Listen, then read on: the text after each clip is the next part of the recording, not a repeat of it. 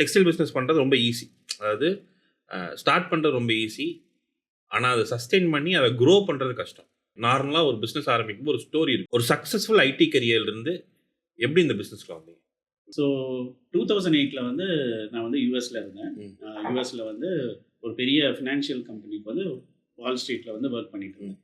யூஎஸ்ல பல இடங்களுக்கு போறப்ப அவங்க வந்து ஒரு பிஸ்னஸை வந்து எப்படி மக்கள்கிட்ட கொண்டு போறாங்கன்றத ம். பார்க்க ரொம்ப பிரமிப்பா இருக்கும். ம். என்னன்னா ஒரு ப்ராடக்ட் ஒன்று வந்து மார்க்கெட்லேயே இல்லாமல் இருந்திருக்கும். ம். ஆனால் அதுக்கு ஒரு ரிக்யர்மெண்ட்டை கிரியேட் பண்ணி அதை ஒரு கிரேஸாக வந்து பீப்புள் வந்து வாங்குறதுக்கு நிறைய விஷயங்கள் மார்க்கெட்டிங் பண்ணுவாங்க. ம். அதை பார்க்குறப்ப ஒரு இன்ஸ்பைரிங்காக இருந்துச்சு. ம். அவ்வளோ தட் இஸ் ஸ்டார்டிங் பாயிண்ட்னு சொல்லணும். ஹைதராபாத்தில் ஒரு ஃப்ரெண்டு இருந்தான். அங்கே வந்து ஹைதராபாத்தில் பேர்ல்ஸ் வந்து ரொம்ப ஃபேமஸ். ம்.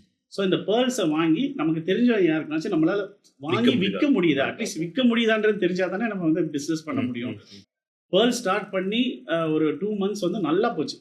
அப்போ அதில் ஒரு கஸ்டமர் என்ன சொன்னாங்கன்னா, நீங்கள் சல்வார் மெட்டீரியல் நீங்கள் சேல் பண்ணலாம்ல அப்படின்னு அவங்க ஐடியா கொடுத்தாங்க. நீங்கள் வந்து நம்ம இருக்கிற ஐடியாவில் வந்து மெட்டீரியல் வாங்குறதுக்கு எந்த ஒரு ஆப்பர்ச்சுனிட்டி இல்லை, நீங்கள் வந்து ட்ரை பண்ணலாம்.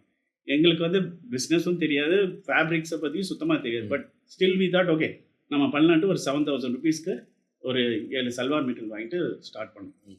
ஸ்டார்ட் பண்ணுறப்ப அவங்களுக்கு வேறு ஆப்பர்ச்சுனிட்டியே இல்லை வாங்குறதுக்கு. எல்லாமே வித்துருச்சு as usual. விற்று முடிச்ச உடனே சரி நம்ம இதையே பிஸ்னஸாக பண்ணக்கூடாது அப்படின்னு. ஸோ March 8 நாங்கள் வந்து okay we will start a company start பண்ணுவோம், அதுக்கு ஒரு பேர் வைப்போம் அப்படின்ட்டு. நெய்தல் அப்படின்னு என்னோட ஒய்ஃப் வந்து ப்ரப்போஸ் பண்ணாங்க.